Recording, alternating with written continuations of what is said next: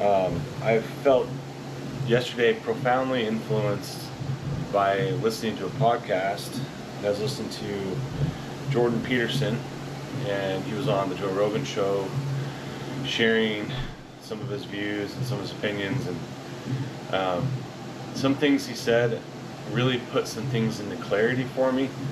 And I just want to first of all express my gratitude for people like Jordan Peterson and Jordan Peterson himself and his family for the willingness to be publicly scrutinized and put out there in a way that, man, it's got to be really hard to be him and his family and to go through what he's gone through. And anyone who's in that space where they're willing to say things that can be criticized, not only like in a small way, but like his career, his profession can be all taken away. People can actually do harm to his family in real ways, literally and physically and emotionally, and as well as financially, as he's spoken out against some people who don't like that don't like him. Anyway, so I'm just appreciative that he's willing to do that and take on those kind of pressures, and it seems like it's motivated him to do more and put out more content. I've been following him for quite a few years, and most recently it seems like he's just on fire. Like, he's putting out so much quality content at a rapid pace. He's like a machine. Kind of like my favorite book author, Brandon Sanderson. That guy cranks out content like crazy, and it's always really good. Sidetrack note there. That's another guy I really appreciate. So as we're talking appreciation, I'm grateful for inspiring people who are willing to put it out there and share their views, share their heart, and to do, I believe what they're doing is to best their ability to do something that they think will help people in the world, help society.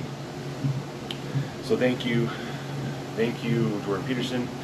Thank you, Joe Rogan. Even though I think a lot of your stuff is kind of crazy, I still really appreciate you too, man. Like, the stuff you put out there is awesome, and you're a great listener, and you're a great guy at asking questions.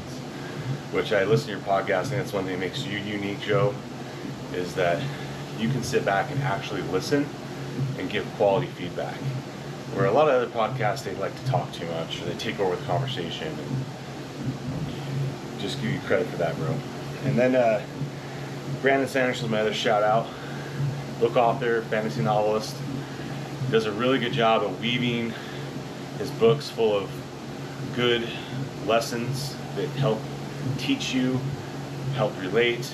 His books, one of his books I really like is The Way of Kings. Book 1 in particular. I've related to that book and listened to it multiple times. Especially one character in it called Kaladin. He's a kind of a powerful figure that's been just beat up by life and ends up as a slave and is treated like crap, and he suffers depression and stress and anxiety and just all the things that you go through in life. Yet he continues to find a way to learn and develop and grow. So those are my shout outs. Now I want to dig into what really struck me yesterday as I was learning to this podcast. And something that he highlighted was, he was talking about how people are really struggling with their value systems, even religion these days, that a lot of people are dismissing their religion or dismissing their value systems. And what are they replacing it with? What's filling that void? And he's identified a couple of things. And there's things that I've kind of been picking up on too. And one is atheism is on the rise. This belief there is no God and nothing really matters. And it's something akin to it called nihilism, which isn't quite that there isn't a God, but it's more like nothing really matters, do whatever you want. Like, it's more along those lines of there isn't really bad, there isn't really good. there isn't really like a divine direction to a degree. And I think there's a spectrum of nihilism. I think there's some people who do lean in towards like, well, I like be kind, be good. And that's maybe their version of it. But there's not much structure. There's not much foundation to stand on other than a few principles. So those two are really strong right now. And a lot of those are being found on the internet, through social media, movies. You see it kind of creeping in a lot more. Whereas like you go back to the 1980s, 1990s, that's where my childhood was. There wasn't social media back then, but there was a lot of TV and commercials. And people were very protective of what was put out there. Unless you had cable, one of the rich kids that had cable, you mostly saw filtered content. Shows on TV didn't have curse words, sex scenes were cut out. And it seems like a lot of programming was more designed to be uplifting and wholesome, minus, obviously there's some things that weren't. But even Mr. Rogers back then, like he was seeing the media, it was so distasteful for him that he created his show to help kids have quality content that wasn't just garbage. So you go from 1980s, 1990s to today, where the Pandora's box of the internet has been opened and everything floods in. Well, what is replacing the outside stuff? So we had the TV was the outside stuff. Now it's the outside stuff is becoming so strong. It's coming into our homes, and it's giving a viewpoint for our children and our adults to build their life around. And we're seeing people adopt the views of the internet and those outside sources. And those views are pretty dark. You know, the nihilism, the atheism. And I'm not intending to offend anyone. Like, I can understand and relate to a point of fatigue and feeling worn out by some things and wanting a break. But when you go that direction, you really lose a lot more than you realize. So Jordan talks a lot about how the Bible and the scriptures from the past, and there's all these lessons in there that are like a scaffolding that you can put parts of your psyche around them. You can understand lessons of life around them. So he was talking about how like the lessons of Moses and all these different lessons throughout time, that they give you a place to frame your life around, where you could really move through this chaotic world with a resemblance of structure.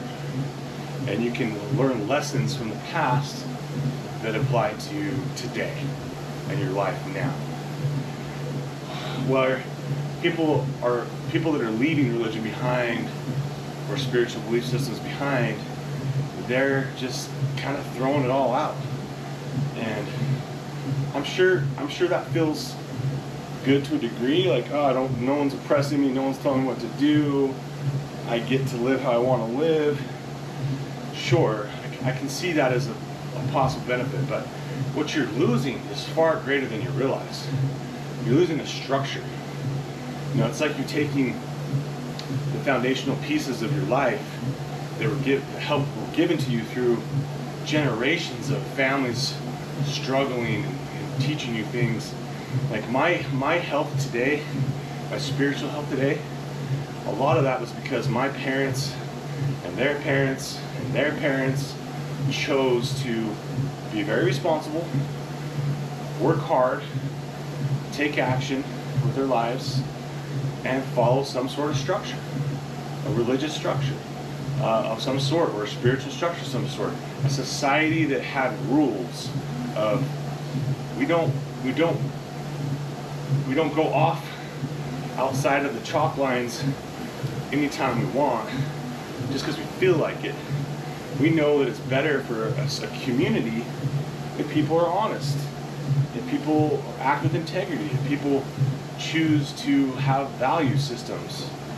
And that's one of the things that religion does for you, as well as spiritual practices do for you, is they create intrinsic values, or they help reinforce intrinsic values.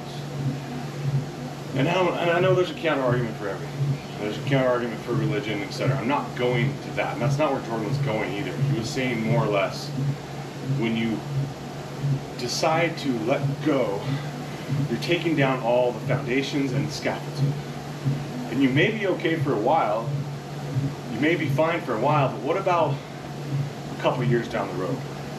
What about when you have children, if you have children?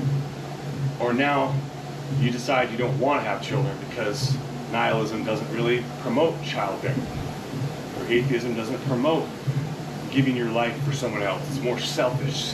Live for today, who cares about tomorrow?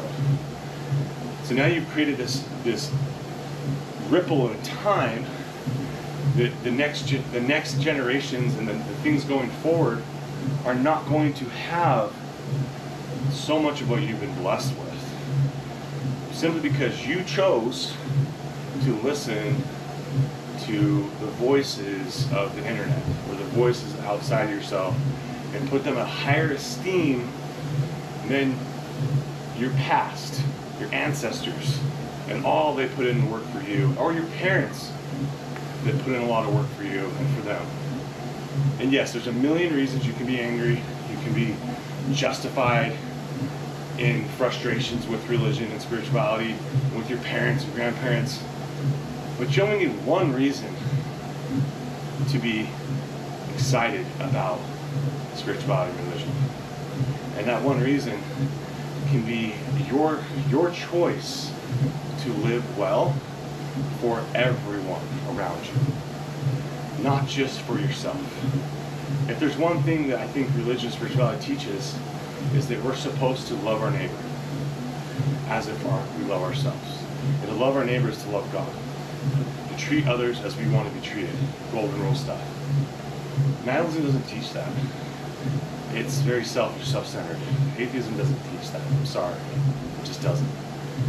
So, when you make the selfish choice to walk away from value systems, and I'm sure you might be justifying it, whoever you are, if you've already left, you're justifying reasons that it's okay.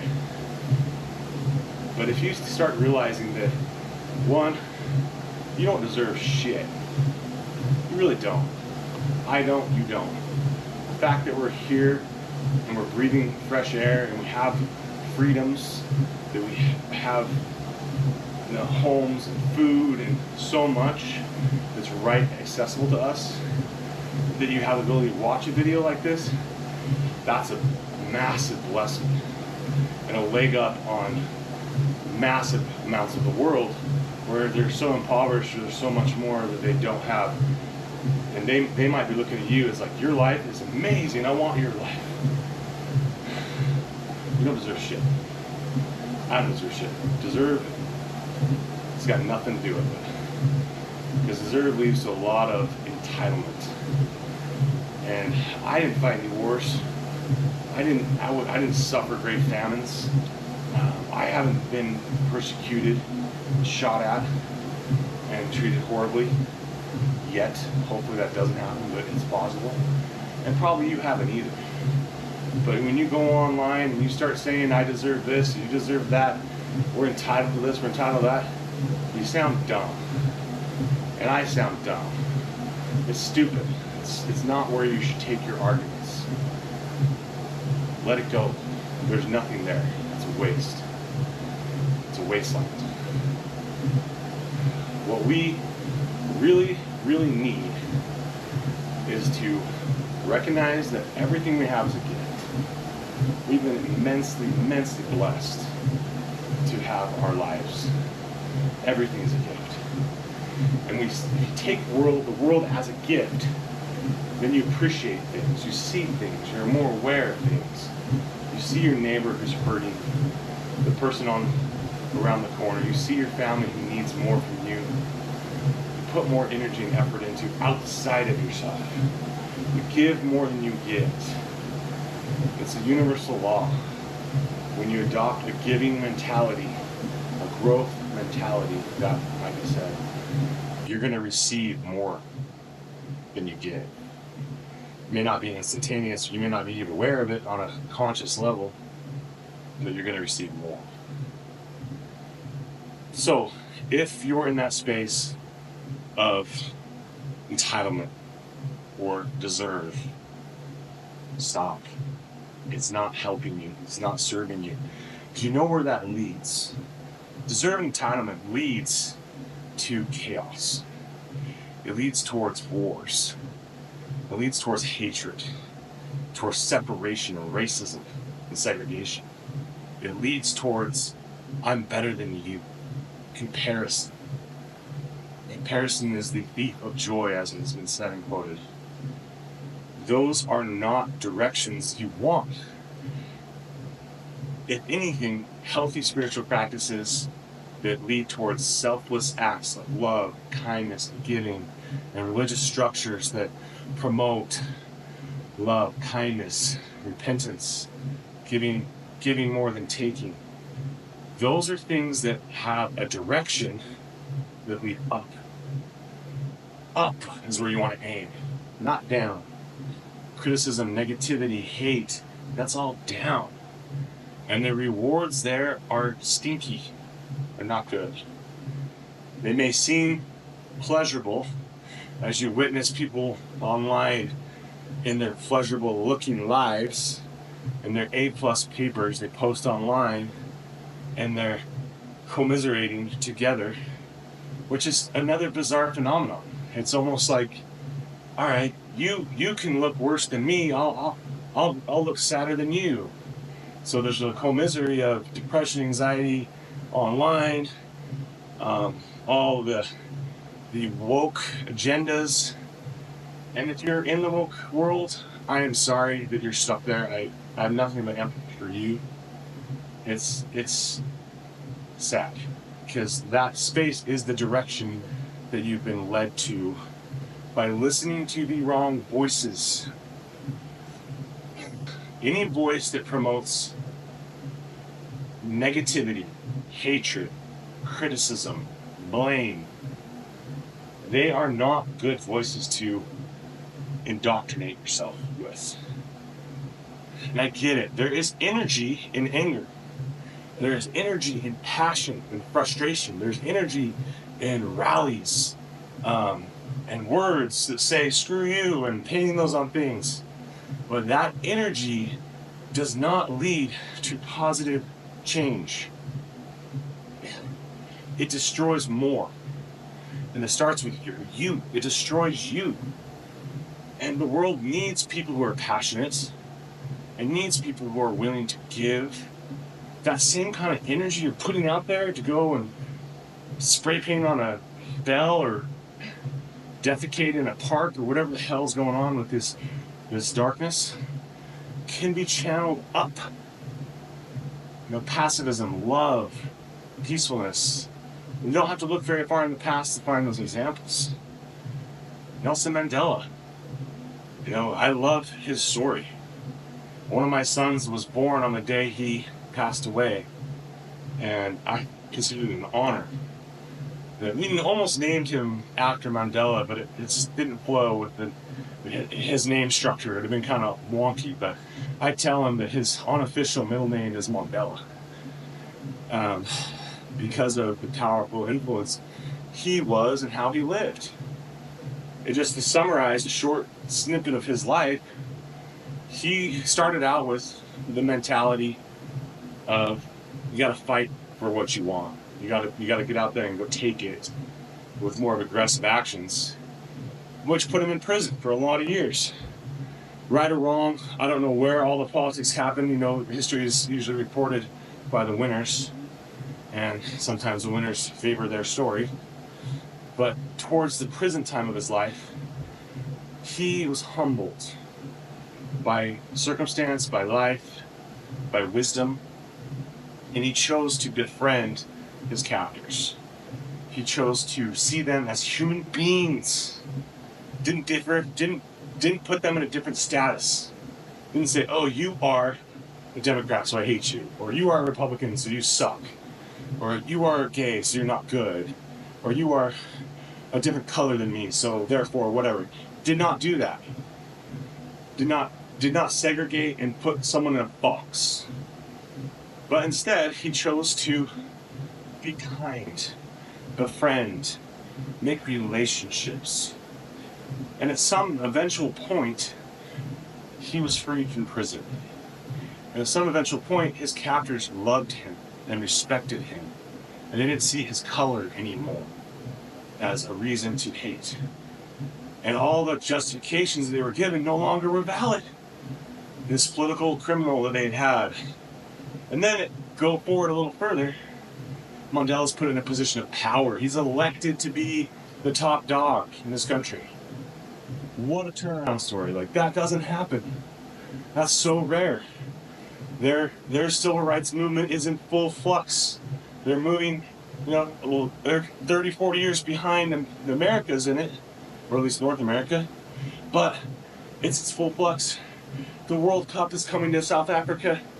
He has an opportunity to come on a stage, and he could just flip on a dime and really tell the world that these oppressors ruined things for him. He chose peace. He chose to bring the nation together. He chose love and compassion. He chose up to keep his spiritual dignity and integrity intact. And he did what he took the high road. Other people went low, he went high.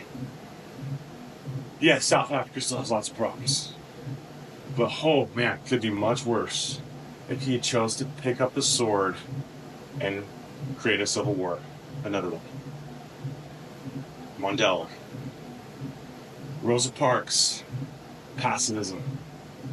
She chose to work through it, not against it.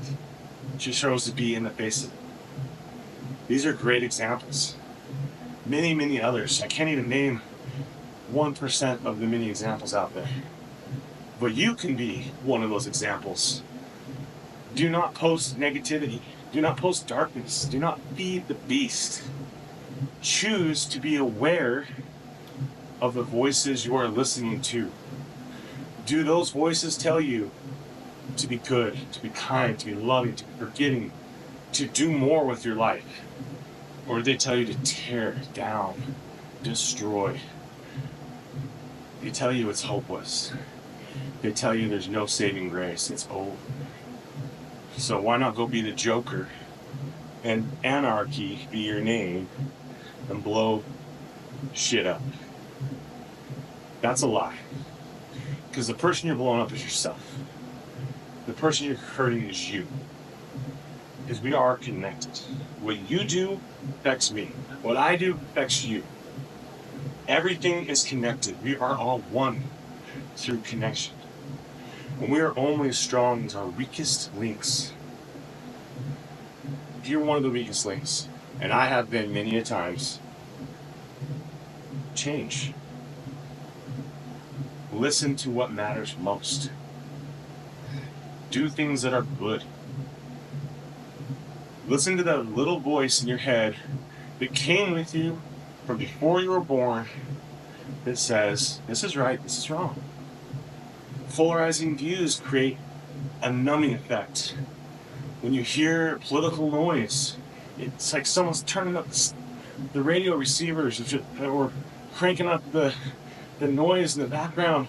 You can't hear that little voice anymore. Or it's numbed out by the echo effect of hearing the same propaganda over and over again, to the point where your beliefs are so small that they're stepped on and stomped on by other people's beliefs. And those nihilistic, atheistic voices crush you so down. It's just a squeaky little voice. And they can't get out. They can't be heard. Become aware. If there's one practice that everyone should do, it's become aware. That's the true art of meditation. The true art of mindfulness. Become aware. What does awareness feel like? It feels like you're above your body and you see all the puppet masters trying to pull their strings on you and send you in different directions and show you where you should go because you're too dumb to know. You're not smart enough to run your own life. That's what those puppet masters say. Well, God, higher power, the universe, however you need to name it, has a divine purpose for you and has allowed you your free agency and free choices to go wherever you want. So God has a plan for you, He has a plan for me. He wants us to be happy, He wants us to have joy, and He allows us to suffer so that we may experience both. It's ends of the spectrum. And I think sometimes we get stuck in that, woe is me, why me, how come I'm the one who's getting punished? Where is my merciful God now? Doesn't He see me suffer? Yeah, He sees you. God sees you. The universe sees you. Your higher power sees you. And loves you enough to let you struggle. To let you develop the strength you need to work through adversity. To work through pain and troubles. And part of that is allowing yourself to not over-identify with your problems, with your addictions, with your mental health issues, with anything that you over-identify with that squashes your inner voice out, and you can no longer hear God's voice in your life. And you can't even hear your own conscience telling you, your own voice telling you what you should do anymore. It takes work, it takes responsibility, and it's little by little. I heard just yesterday a quote, something to the effect of, God allowed me to not have any great miracles. Instead, God gave me precept by precept, step by step, teaching me, tutoring me, walking me through it, so that I may understand what it is that I need to learn. If you're waiting for that big miracle, it might come, but it might not last. Things that are built on foundations take time, they take work, they take responsibility, and they last. You hear the saying, Rome wasn't built in a day. You still see it, still there. If we want a relationship that transcends, we have to look up, and it's a day by day, minute by minute, hour by hour. Gotta work hard. Gotta slowly let go of the old, who we were, and let God remake us into what we can become.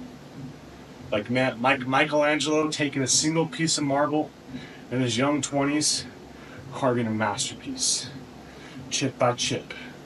The vision was there. The man was always in the marble.